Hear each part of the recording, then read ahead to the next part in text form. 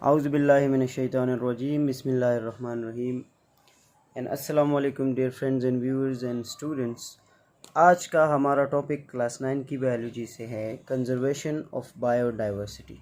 तो सबसे पहले टॉपिक को समझ लेते हैं, टॉपिक पर अपने आप को समझा लेते हैं। कंजर्वेशन का क्या मतलब है? कंजर्वेशन का मतलब है द केयर और प्रोटेक्शन, ठीक है, हिफाजत करना। और ये हम क्यों करते हैं? Saved for future.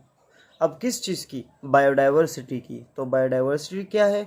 The variety of living organisms, यानी तमाम जिंदा अशिया जो हैं, उसमें प्लांट्स भी आते हैं, एनिमल्स भी आते हैं, माइक्रो ऑर्गेनिजम्स भी आते हैं, फंजाई भी आते, जिस तरह हमने 5 किंगडम सिस्टम सारा पढ़ा था। तो उसमें जितने भी ऑर्गेनिजम्स हैं उनका केयर करना, प्रोटेक्शन करना, फ्यूचर को सेव करने के लिए और फ्यूचर में नेक्स्ट जनरेशन को आसानियाँ देने के लिए, और जो फ़ायदे हम हासिल कर रहे हैं इस बायोडाइवर्सिटी से, उन फ़ायदों को फ्यूचर के लिए प्रिजर्व करना, it is called conservation of biodiversity. समझ आ गई आपको बात? तो इसका आसान सा डिफिनीशन क्या बनता है? The care for living organisms और लिविंग थिंग्स अगेंस्ट एक्सटिंक्शन, यानी एक्सटिंक्शन के ख़िलाफ़ लिविंग ऑर्गेनिज्म का हिफाजत करना या उनकी केयर करना, ठीक है। अब एक्सटिंक्शन क्या है? Extinction means the vanishing from earth, ठीक है। वेनिशिंग का मतलब है गायब हो जाना, ठीक है।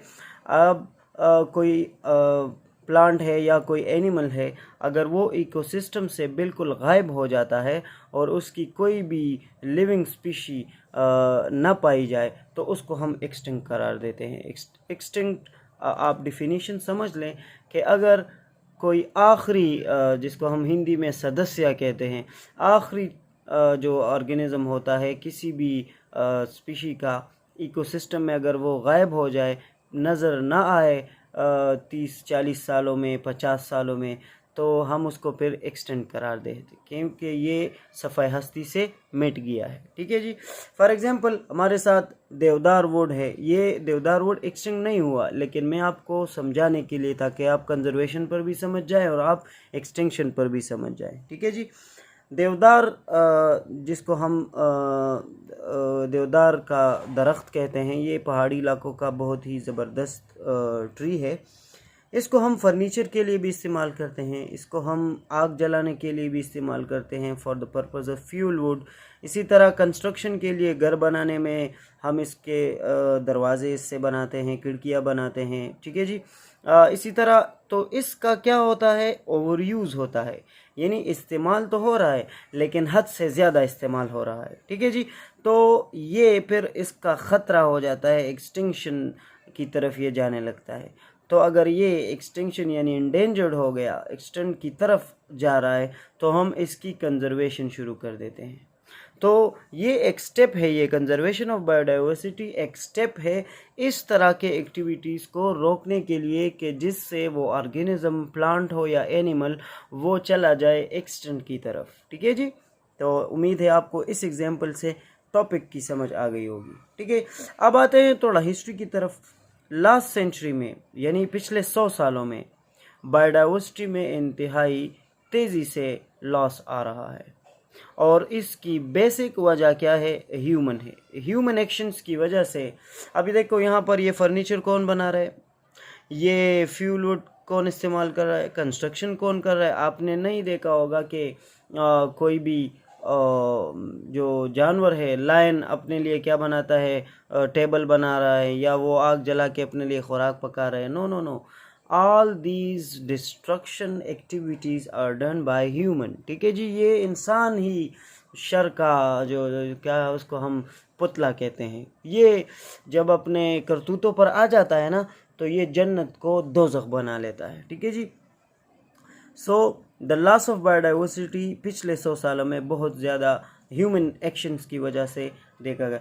तो एक्सटिंक्शन आ जाता है फिर अगर इंसान बहुत ज़्यादा इस्तेमाल करने लगे किसी चीज़ को, तो इससे क्या होता है, एक्सटेंशन का नुकसान क्या होता है? अब कोई ऑर्गेनिज्म दुनिया में नहीं है तो उसका क्या असर हो सकता है? तो इसमें इकोसिस्टम पर बहुत ज़्यादा बुरा असर पड़ सकता है। फॉर एग्जांपल हमारे साथ डियर यानी जिसको हम हिरन कहते हैं, ठीक है, अगर ये इकोसिस्टम से गायब हो जाए तो फिर इसका क्या नुकसान होगा? तो इसका नुकसान ये होगा कि शेर का खुराक ख़त्म हो जाएगा, ठीक है जी, और वो जो घास फूस खाते थे वो खाना ख़त्म हो जाएगा, तो घास भी बढ़ जाएगा। यहाँ पर लायन भी एक्सटेंट की तरफ जाएंगे क्योंकि लायंस का खुराक अभी ख़त्म हो गया। ठीक है कि लायन जेब्राज भी खाते हैं, बफेलोज भी खाते हैं, लेकिन आपको बताते चलूँ कुछ न कुछ फ़र्क उनके फूड चेन पर पड़ेगा, ठीक है। तो दिस वाज द रीज़न कि क्यों हम एक्सटेंशन से डरते हैं, ठीक है जी। तो अब आते हैं एक्सटेंशन इन पाकिस्तान के। पाकिस्तान में यहाँ के लोगों की वजह से कौन कौन से एनिमल्स जो हैं वो एक्सटेंट हो गए हैं। तो बहुत से प्लांट्स भी हैं, लेकिन प्लांट्स के नाम थोड़े मुश्किल हैं। उसमें से एक मैं आपको बता देता हूँ, एलियम गिलगिटिकम एक है प्लांट, ये गिलगित में पाया जाता था, अब ये एक्सटेंट है, ठीक है। अब ये उसका मेडिसिनल वैल्यू उसका ज़्यादा था, इस वजह से उसका ओवर यूज़ होने लगा, ठीक है। लोग तो पैसों के लिए ये नहीं देखते कि ये प्लांट ख़त्म हो रहा है, बस उसको कलेक्ट करते हैं और बेचते हैं, कलेक्ट करते हैं और आपने वुड स्मगलिंग का नाम भी सुना होगा, ये जो लोग दरख्तों को काट कर इलीगल तरीके से बेचते हैं, ठीक है। तो प्लांट और एनिमल बहुत से पाकिस्तान में एक्सटेंट हो गए हैं। प्लांट के नाम मुश्किल हैं और उनको आप जानते भी नहीं होंगे, तो इस वजह से मैंने वो नहीं लिखे और आपको समझाने के लिए सिर्फ एनिमल के एग्जांपल लिए हैं, ठीक है। तो इसमें लायन आता है। लायन पाकिस्तान अब दुनिया में है लेकिन पाकिस्तान में नहीं है, ठीक है। जो भी आप जूज़ में देखते हैं, चिड़ियाघर में देखते हैं, वो इंपोर्ट किए गए होते हैं, ठीक है। इनका अपना हैबिटेट नहीं है अब पाकिस्तान में। इसी तरह टाइगर हुआ, इस तरह डियर हुआ, ब्लैक बक हुआ, एशियाटिक चीता हो गया, राइनोसरस जो होते हैं, स्पेशली इसमें जो वन हॉर्न वाले होते हैं जिनका एक सींग होता है, ये ख़त्म हो गए हैं पाकिस्तान में, ठीक है। अब इसकी वजह क्या है, क्यों ये एक्सटेंट हो गए हैं? ओवर हंटिंग की वजह से। एक तो इनको हंट यानी शिकार इनका बहुत ज़्यादा किया गया है, एक इनका फूड चेन डिस्टर्ब किया गया है। देखो, किसी चीज़ के लिए अगर आपको किसी को तबाह करना हो तो उनका घर, उनका खुराक और उनको ख़त्म करो, ठीक है। यानी पहले तो हम उनका खुद ही शिकार करते हैं, या तो उनका फूड चेन ख़राब कर देते हैं, यानी जिन जिन ज़राए से वो खुराक इस्तेमाल कर रहा है उन खुराक को हम ख़त्म कर देते हैं, ठीक है जी।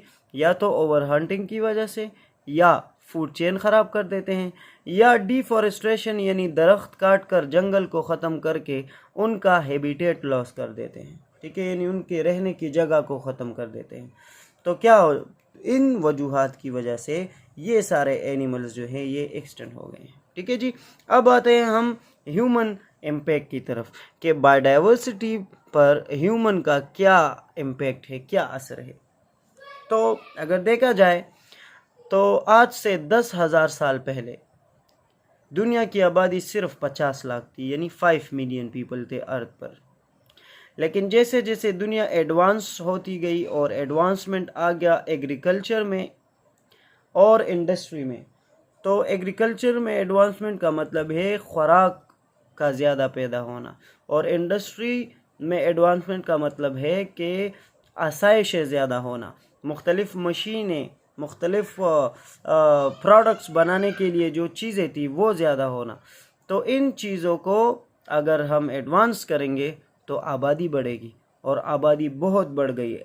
आज 1 मिनट में 180 बच्चे पैदा होते हैं दुनिया में, 1 मिनट में।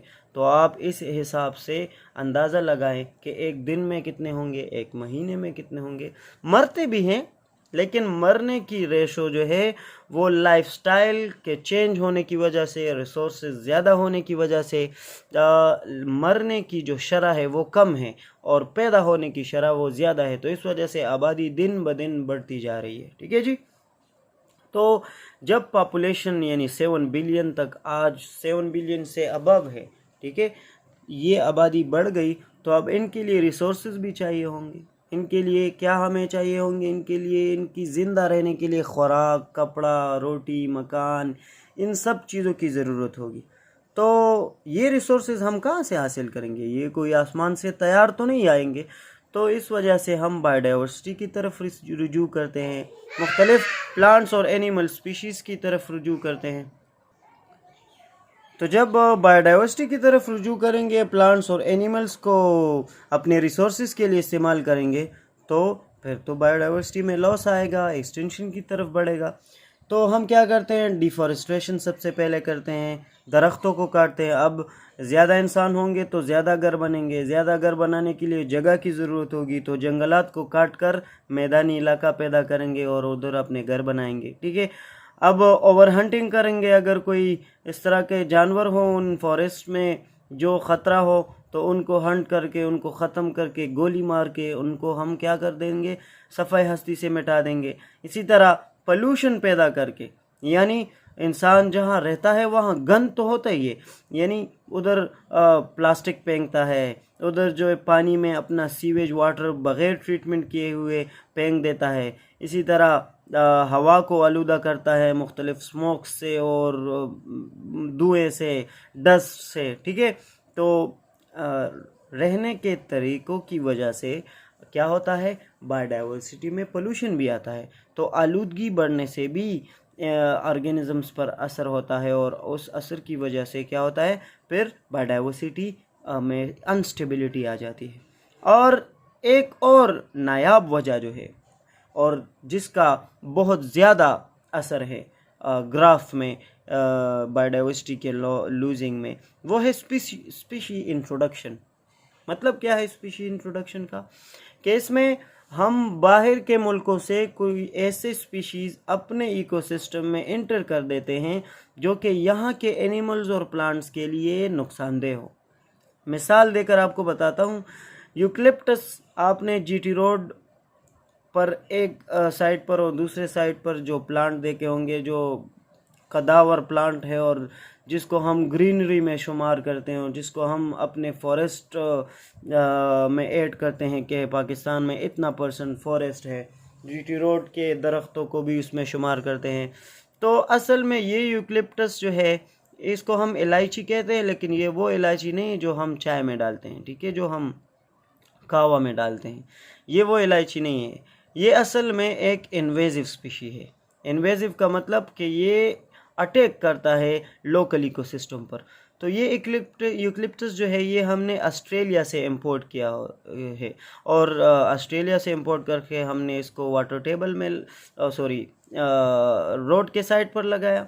तो इसका एक नुकसान ये है कि ये बहुत सारा वाटर प्लांट से, यानी ये एक दिन में 120 गैलन वाटर जो है वो अर्थ से एब्जॉर्ब कर रहा है, सॉइल से एब्जॉर्ब कर रहा है। ठीक है। तो उस वजह से नीचे पानी की जो सतह होती है वो क्या हो जाती है? वो कम हो जाती है, यानी पानी ऊपर से नीचे चला जाता है। फॉर एग्जांपल, ये हमारे पास एक यूकलिप्टस ट्री है अर्थ के ऊपर। ठीक है, ये ट्री हुआ, तो यहाँ पर पानी, फॉर एग्जांपल पहले वाटर टेबल यहाँ पर था। ठीक है, तो ये एक दिन में 120 गैलन पानी एब्जॉर्ब करता है इस वाटर टेबल से। तो ये पानी, इसकी जो सतह है ये नीचे आएगी कि नहीं आएगी? आएगी।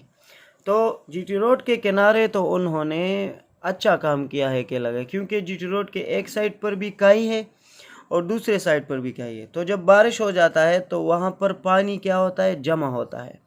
तो उस जमाशुदा पानी को एब्जॉर्ब करने के लिए ये यूकलिप्टस ठीक है। लेकिन